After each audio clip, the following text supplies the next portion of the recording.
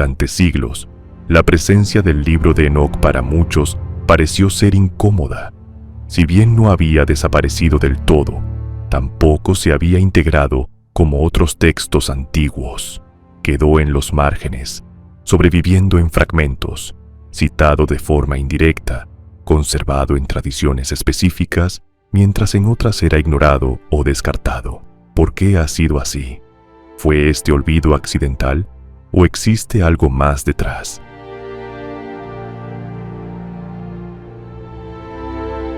La historia oficial cuenta que a finales del siglo XVIII, cuando los manuscritos completos fueron recuperados en Etiopía, el texto volvió a circular en Occidente. Hasta ese momento, lo que se conocía eran apenas restos, algunas citas, fragmentos en griego, referencias dispersas. Pero de pronto, el contenido completo estaba otra vez disponible, y con él una serie de descripciones que no terminaban de encajar con la forma en que la historia había sido organizada. Es importante hacer énfasis en que el libro de Enoc no se comporta como otros textos, no desarrolla una narrativa lineal, ni parece intentar ordenar un sistema completo. Avanza de otra manera, a través de recorridos, de observaciones, de escenas que se encadenan sin necesidad de explicarse. En sus páginas aparece un desplazamiento constante, un viaje que se aleja progresivamente de las tierras conocidas. A medida que ese recorrido avanza, el paisaje presenta cambios cada vez más profusos.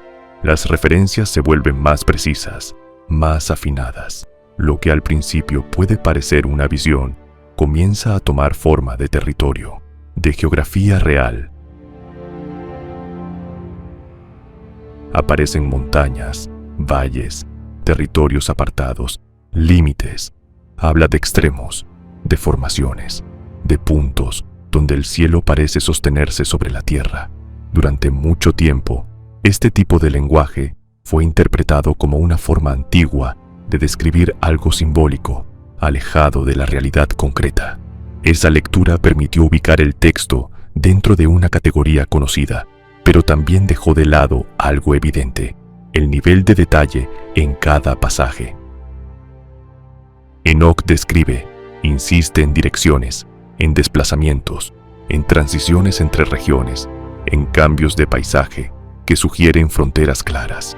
Por eso, es momento de analizarlo en profundidad, encontrando muchos patrones que los ancestrales nos han estado marcando en los últimos libros. Tanto Helen Morris como otros nos comenzaron a marcar un camino que hoy parece más simple poder divisarlo. También esta hipótesis empieza a tomar forma cuando el libro de Enoc se compara con otras tradiciones antiguas. No es el único. En supuestos puntos alejados del mundo, culturas completamente separadas desarrollaron visiones que comparten elementos en común sobre zonas organizadas, dominios separados por barreras naturales, territorios inaccesibles, relatos de viajes hacia los límites del mundo. No se trata de coincidencias aisladas. El problema es que esto no encaja con el modelo actual, y cuando algo no encaja, suele descartarse sin demasiada revisión. Así no fue completamente aceptado, pero tampoco desapareció, aunque permaneció disponible, como si una fuerza invisible quiso que se guardara entre otros tantos textos para hoy sobresalir nuevamente. Hoy toma otra dimensión aún mayor. Tiene un peso diferente. Quizás existieron realmente manos detrás que lo guardaron y evitaron su total destrucción.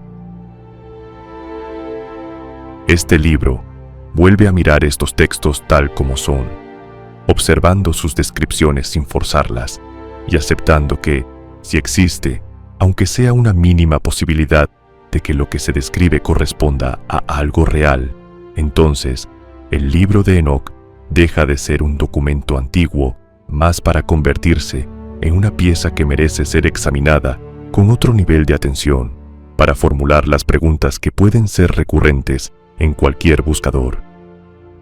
¿Qué fue exactamente lo que Enoc dijo haber visto? ¿Qué camino ha descrito con detalle? ¿Por qué sus textos se guardaron celosamente por tanto tiempo?